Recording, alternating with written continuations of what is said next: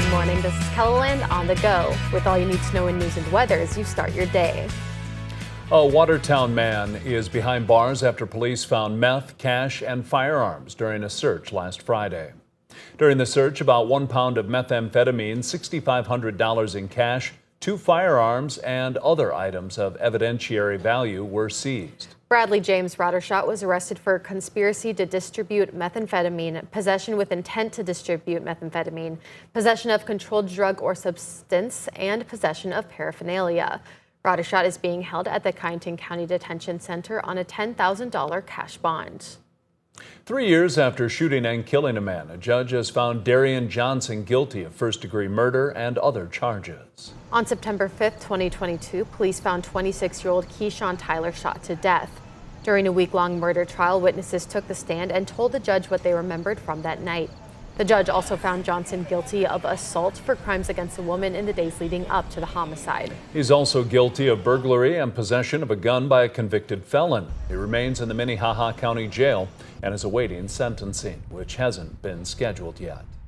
The man wanted in connection with an officer-involved shooting in South Dakota is also wanted in Nebraska. Authorities say Cody Dittman was involved in a chase with tribal police in South Dakota on Friday. And he may have returned to the Pine Ridge area on Sunday night, according to an Oglala Sioux Tribe Department of Public Safety Facebook post. Police asked residents to secure their homes and cars and call 911 to report any sightings. Dittman is also wanted in Nebraska, where he's accused of assaulting and strangling a pregnant woman on Thursday in Norfolk last Thursday. You can find the latest on the search for Dittman on our website. Now let's get a check of our weather with meteorologist Scott Munt. It's going to be another warm day out there, Scott. We are looking at temperatures to remain well above average. Numbers in the 70s and 80s for afternoon highs. A little cooler in the western South Dakota. Clouds will be thicker.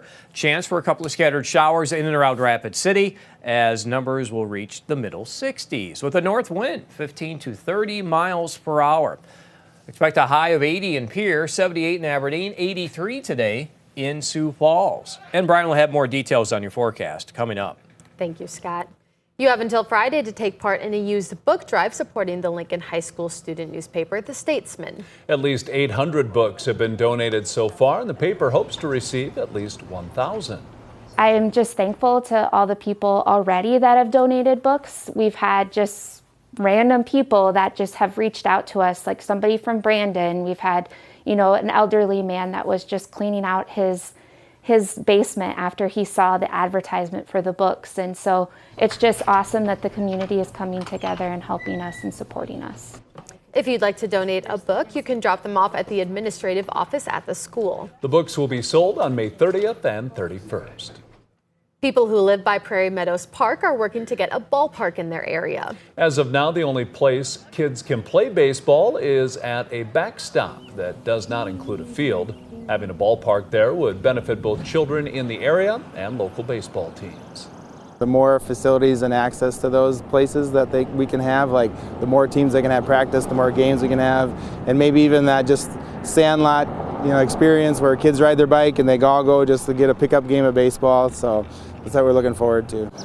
The neighborhood has received a grant from the city of Sioux Falls, but it's not enough to cover the whole project. If they can't raise all the funds they need by May 22nd, the project won't happen, at least this summer. We posted information on how you can help out on KELLOLAND.com. Dirt track racing is set to make its return to Houston Speedway in Brandon. The new season starts Sunday and runs through the end of August. Caleb Johnson is a defending 410 Outlaw Sprint Car champion, but has yet to win a race. He's in his 4th year behind the wheel of a 410 Sprint Car and recently quit his job to become a full-time driver.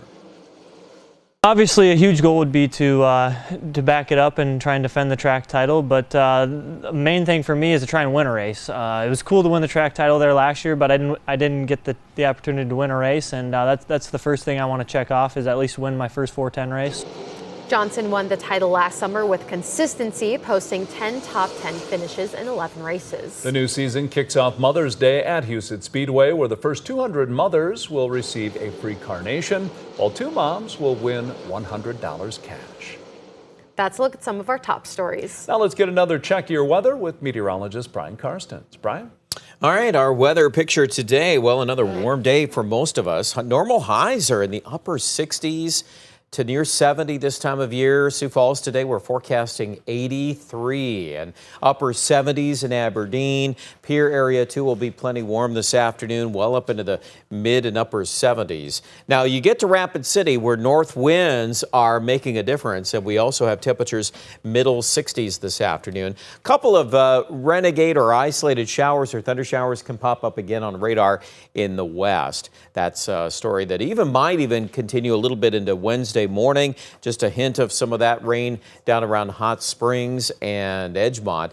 Otherwise, I would expect that most of our coverage area in Kettleland will stay dry. And we've got 70s on the maps tomorrow. Even Rapid City will bounce back in the afternoon with a partly cloudy sky. And you'll notice, too, there's a little more rain trying to develop right around Spearfish on Wednesday afternoon. But that effect of that upper level low to our southwest will pretty much be gone here Thursday and Friday. We usher in a southerly wind, and temperatures will be moderating in that time period. Friday looks like another example day of highs well into the 80s. And at this point in time, any moisture chance Friday night, which there's just a little bit. If you look hard there are a couple little blips and a weak wind shift line occurring there, but it's not going to have any major impact on our weather picture.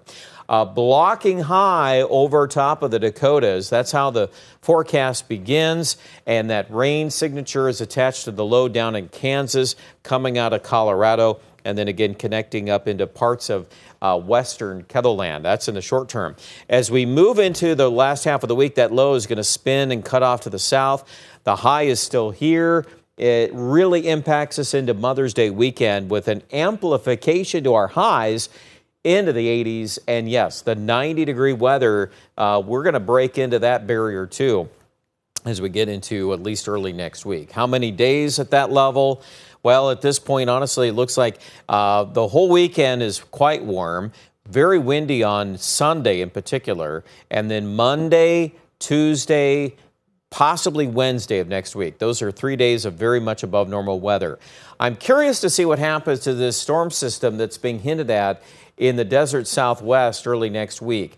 Now, that's forecast to come up into South Dakota at that point, Wednesday, Thursday, and it's one of those lows that could be interesting to watch. That could be a severe weather producer in the plains next week. But again, it's a long ways off, and we've got a lot of figuring to do before that gets here. But let's see what happens with the weather. We're hoping for rain out of that. That's going to be a really important system to see if it can do anything to giving some moisture back. Because honestly, we're going to lose a lot of water just with the forecast temperatures being so warm. Your evaporation rates and your sunshine and the wind, it just kind of all adds up there. And then we plant on 90. That's where we land on day 7 of the 7-day forecast. Aberdeen is not a lot different. It's going to be pretty much following along with Sioux Falls as we're looking at 80-degree weather at the end of the work week and likely close to 90 in parts of north central, northeast South Dakota early next week. You got to remember a lot of the source region of the heat is coming in from North Dakota and Montana. So Pierre is going to fit right into here. We got 90-degree levels on Mother's Day and Monday in particular. And finally, Rapid City, where it starts cool but changes quickly. Back to the 90s as well early next week. More coverage with the weather online at kettleland.com.